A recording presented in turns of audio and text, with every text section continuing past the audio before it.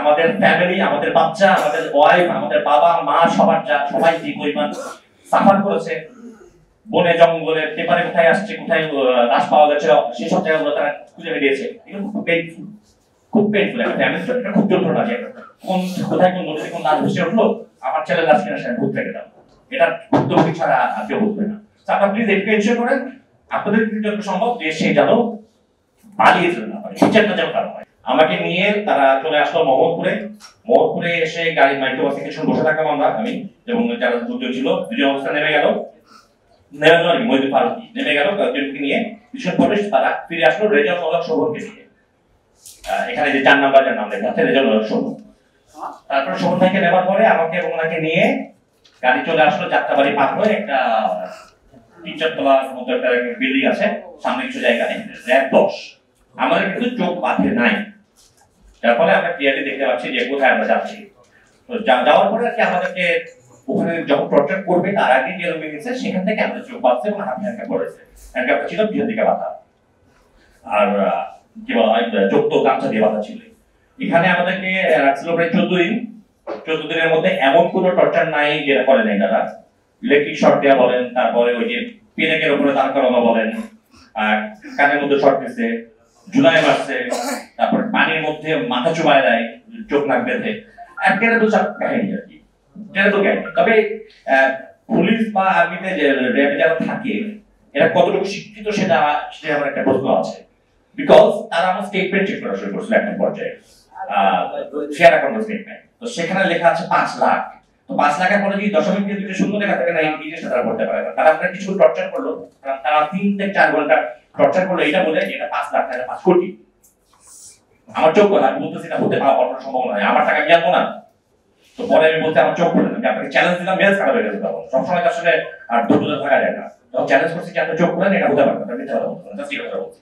এরপরে আমাকে অন্যভাবে পাঠিয়ে একজন চোখ খোলাইছে, আপনার দেখা দেখা পাচ্ছে। আপনারা তো লেখাপড়াটা শেখা উচিত আপনাদের। পয়েন্ট আছে, পয়েন্ট যদি বুঝতে না পারেন, অঙ্কের ইংলিশে লেখা আছে সেটা তো আপনি করতে পারেন। তো যাই এটা কোথায় 7 দিন বা 8 দিন আছে, ওই দিন আমার টর্চার বন্ধ হয়েছিল ওই দিন থেকে। এমন কোনো টর্চারটা যে তারা করে যখন থেকে তারা আমাদেরকে দিল, নিয়ে গেল কোর্টে, একদিন কোর্টে নিয়ে গেল, কোর্ট থেকে আবার ফেরত নিয়ে আসলো, তারপরে আবার সেকেন্ড ডে কোর্টে যে হ্যান্ড ওভার করলো, সেখানেও টাইম হ্যান্ড ওভার করে না। এরপরে একটা কাহিনী একটু বলে রাখা ভালো, সেটা হচ্ছে আমাদের জেলখানা থেকেও মাঝে মধ্যে রিমান্ড হয়, শুধু বাইরে থেকে জেলখানা থেকেও রিমান্ডে আসতে হয়। তা আমরা একদিন রিমান্ডে আসছিলাম এবং রিমান্ডে আমাদের আনা হয়েছিল এই র‍্যাব 10-এ।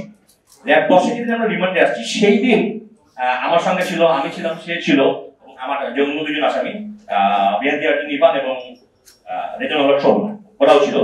ওই দিন আমরা উনাকে দেখেছি, মানে হুমায়ুন কবির উনি যে ঘটনাটা বললেন, শেষের দিনে যে ঘটনাটা বললেন, ওই দিন আমরা ওনাকে দেখেছি। কারণ ওই দিন আমাদেরকে ওই র‍্যাব 10-এ রিমান্ডে আনা হয়েছিল।